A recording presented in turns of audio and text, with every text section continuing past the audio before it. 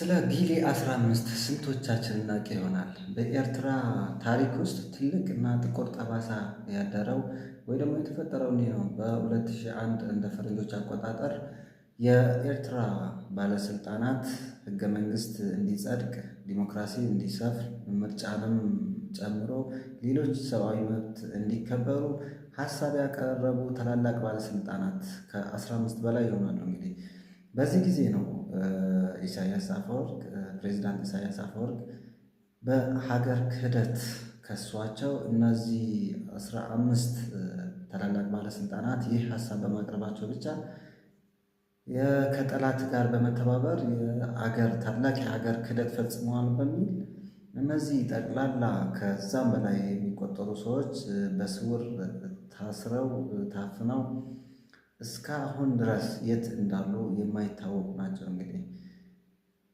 ቤተሰቦቻቸው መኖራቸውም አለመኖራቸው የሚያውቁ ወይ ደግሞ አያውቁም። የሚያውቁበት መንገድም የለም። በሚዲያ የተነገረ ነገር የለም። የሰብአዊ መብት ተሟጋችና ሁማን ራይቶች ሌሎችም በገለልተኛ አካል እንዲጣራ እንዲሁም ደግሞ ስለመኖራቸው ስለ ሰብአዊ መብት አያያዛቸውና ሌሎች መሰል ተጓዳኝ መብታቸው ስለ መኖራቸው አለመኖራቸው ጭምር እንዲጣራ ቢጠየቅም ያው እንደሚታወቀው የኤርትራ መንግስት ገለልተኛ አጣሪ ገለልተኛ ሚዲያ ስለሌለው ስለ ሕጉም ስለማይፈቅድ እስካሁን ለ25 እና ከዛም በላይ ዓመት ሙሉ ስለ እነዚህ ሰዎች ምንም መረጃ የለም። በስውር የተገደሉ አሉ የሚል አለ። እንዲሁም ደግሞ በበሽታም የሞቱ አለ የሚል መረጃም አለ። እንዲሁም ደግሞ በእድሜያቸው መግፋት ወይ ደግሞ በእርጅና ምክንያትም ህይወታቸው ያለፈ አለ።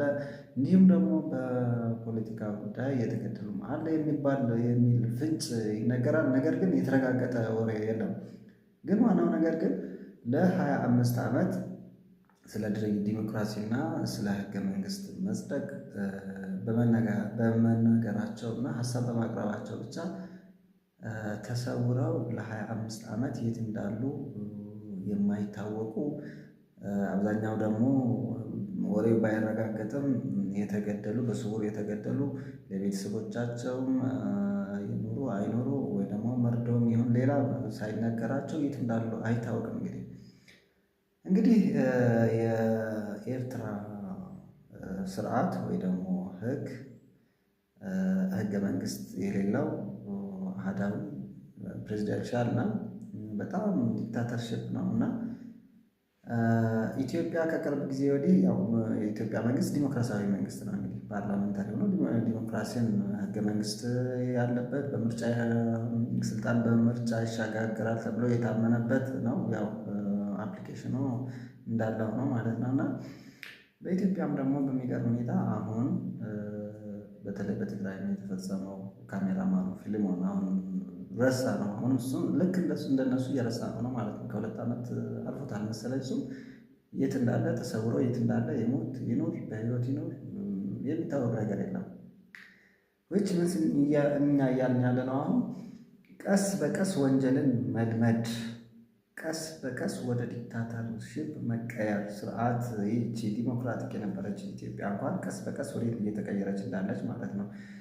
በኢህአዴግ ዘመን ይብዛ ቢነስም የተወሰነ ሰላሙ ፍጹም በሚባል ደረጃ ፍጹም ሰላም ነበረ። ሰው በህይወት ወጥቶ የሚገባበት ሰርቶ የሚበላበት ጊዜ ነበረ።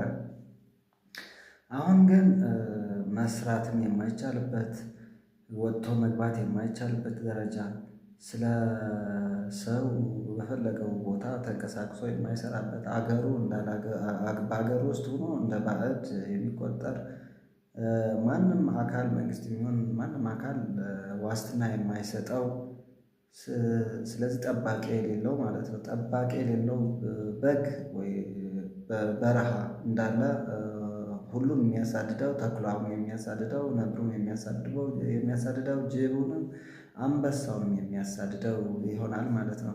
ስለዚህ በኢትዮጵያም የተጀመረ ነው። ፊልሞን አሁን 2 ዓመት ሆኗል። የት እንዳለ አይታወቅም። ቤተሰቦቻቸውም የደረሳቸው መረጃ የለም። በህይወት ይኑር አይኑር አይታወቅም። ስለዚህ በስውር ተጠልፎ እንዳለ ነው የሚታወቀው። በህይወት ይኑር አይኑር ግን ማንም አያውቅም ማለት ነው።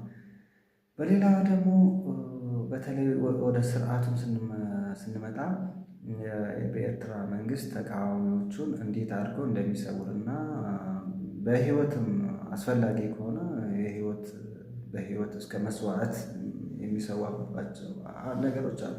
ለምሳሌ ኢትዮጵያን በቅርብ ጊዜ እነዚህ አስኪ የሚባሉ ዋና ዋና ሰዎች በተለይ በመከላከያ ዘርፍ የነበሩ ሰዓረ ገዛኢ፣ በተለይ በአማራ ክልል የነበረው ደግሞ ከአስተዳደሩ ጀምሮ ከልዩ ኃይል አዛዥ ጨምሮ የተገደሉ ዋና ዋና ሰዎች፣ ስመኘው በቀለም ደግሞ ዋና ተጽዕኖ ፈጣሪና በጣም ወሳኝ ለኢትዮጵያ ወሳኝ ነበረ። በተለይ ደግሞ በሌላም በኩል ስንመለከት በኦሮሚያ ዘንድ በጣም እጅግ ተወዳጅና እንዲሁም በኢትዮጵያ በሙሉ በኢትዮጵያ ሕዝብ የሚወደደው አርቲስት ሃጫሉ ሁንዴሳ ነው እና እነዚህ ለመንግስት አስጊ የሚባሉ ሰዎችን መሰወርና እንዲሁም ደግሞ አላስፈላጊ እርምጃ መውሰድ ይታያል። በኤርትራም እንደዛው አብርሃም አፈወርቅም እና ሌሎችም በእርግጥ ተጨባጭ ነገር የለም። እንዲሁም በኢትዮጵያም እኛ ተጨባጭ ገለልተኛ አካል አጣርቶ ገዳይ መንግስት ነው ያለ ነገር የለም። ነገር ግን መንግስት እንደ መንግስት ኃላፊነት አለበት፣ የመጠበቅ ኃላፊነት ነበረበት። ቢያንስ ደግሞ ገዳዮቹ ለፍርድ ማቅረብ ነበረበት። እሱ ገዳይ ራሱ መንግስት ገዳይ ካልሆነ ገዳዮችን ለፍርድ አቅርቦ ፍትህ የማረጋገጥ ኃላፊነት ነበረበት። ስለዚህ ሰዎች በነፃነት የማይንቀሳቀሱበት፣ ሰዎች ሀሳባቸው በነፃነት የማይገልጹበት፣ ሰዎች ቀጣይ ዕጣ ፈንታቸው ምን መሆኑ የማያውቁበት፣ ስለ ነገ ስለመኖራቸውና ያላቸውን ንብረት ለልጅ ልጃቸው በነፃነት እንዲያወርሱና እንዲያስተላልፉ ምንም ዋስትና የማይሰጥ መንግስት ሆኖ ነው ያለው።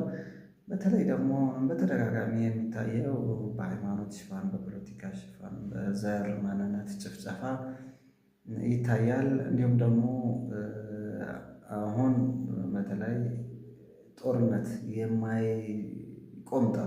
የማይቆም ጦርነት በነገራችን ላይ እቺ ምድር ግን ሰልችቷት ምድር ለእግዚአብሔር እንደምታለቅስ ሁልጊዜ ለእግዚአብሔር አቤት እንደምትል መጽሐፍ ይነግረናል። ሁልጊዜ ማለት ነው። ሌላ ይቅርና በእኛ በኦርቶዶክስ ተዋሕዶ ቤተክርስቲያን እምነት ሌላው ኃጢአት ይቅርና እሁድን የቅዳሴ፣ የጸሎት፣ የፍቅር፣ የአንድነት፣ የመተሳሰብ፣ ያመመውን የምንጠይቅበት፣ የምንጎበኘው፣ የታሰረውን የምንጠይቅበት፣ ያዘነውን የምናጽናናበት እና እግዚአብሔርን የምናመሰግንበት ልዩ ቀን ናት እና በዚች ቀን 24 ሰዓት ሙሉ የሚተኛ ሰው ካለ ለእግዚአብሔር እንደምታመለክት ይህ ሰው ትክክል አይደለም ተግባሩና እንደምታመለክት ትውፊቶች ይነግሩናል ማለት ነው። እንግዲህ ይህ በትውፊት እንደዚህ የምናገኝ ከሆነ 5 ዓመት 6 ዓመት ከዛም በላይ የሰው ሕይወትና የሰው ደም መፍሰሻ የሆነ ጎርፍ የሰው ደም እንደ ጎርፎ የሚጥለቀለቅባት እረፍት የሌለባት ቀን ከሌሊት እረፍት የሌለባት አገር ሆና በአራቱም ማዕዘን የሰው ልጆች ሕይወት በቀላሉ የሚቀጠፍባትና በተለይ ደግሞ ንጹሐን ዜጎች ጦርነት ከድሮም አለ እናውቃለን። በሰው ታሪክ ውስጥ ጦርነት አለ። ከድሮም ነበረ፣ አሁንም አለ፣ ወደፊትም ይኖራል። ነገር ግን ጦርነት በታጠቁ ወገኖች መካከል የሚደረግ ነው እንጂ በሰላማውያን ሰዎች ላይ የሚደረግ እንደ ጦርነት ማለት ነው። እንደ ጦርነት የታጠቀ ወገን ለሰላማውያን ወገኖች የሚጨፈጭፍ ግን ኢትዮጵያ እንደ ሁለተኛ ናት። ከአፍሪካ አለች። ያው በአፍሪካ 4 ሚሊዮን ያለቁባት ሩዋንዳ 4 ሚሊዮን ያለቁባት ዜጎች አለ። አስከፊ ታሪክ፣ ጥቁር ጠባሳ የተጻፈበት በታሪክ ማለት ነውና አሁንም የእርስ በርስ ጭፍጨፋ፣ የእርስ በርስ መጨፋጨፍና እልቂት ምክንያቱ ደግሞ ሃይማኖት፣ ዘር፣ ፖለቲካ አመለካከትን መሰረት ያደረገ ከዚህ እስከ ሶስቱ ውጭ አይደለም። ወይ ሃይማኖት ነው፣ ወይ ዘርን መሰረት ያደረገ ነው፣ ወይ ደግሞ ፖለቲካን መሰረት ያደረገ ነው፣ ወይ ደግሞ በከባቢያዊ ዘርም አሁን ለምሳሌ ትግራይና ትግራይ የሚጨፋጨፍ እርሱ በራሱ ማለት በዘር አንድ፣ በቋንቋ አንድ፣ በሃይማኖት አንድ፣ በሁሉም አንድ ማለት ነው። ኦሮሚያም እንደዛው ኦሮሚያ ለኦሮሚያ፣ አማራም እንደዛው አማራው ራሱ እርስ በርሱ የሚጨፋጨፍበት አስከፊ ጊዜ፣ አስከፊ ታሪክ፣ ጥቁር ጠባሳ ሆኖ በታሪክ ይመዘገባል። ይሄ ነገር ማቆሚያም የሌለው ማንም የማያቆም መንግስትም ማቆም አልቻለም። ህዝቡም ራሱ ማቆም አልቻለም። እግዚአብሔርም ዝም አለ። እቺ መሬት ግን ተሰቃየች፣ በንጹሐን ደም ጨቀየች። እና ለምን ይሆን ይህ ሁሉ? ግን ከዚህ በፊት እኛ ለጎረቤት ለሀገሮቻችን በተለይ ደግሞ ለኤርትራ በጣም ስንተች ነበረ።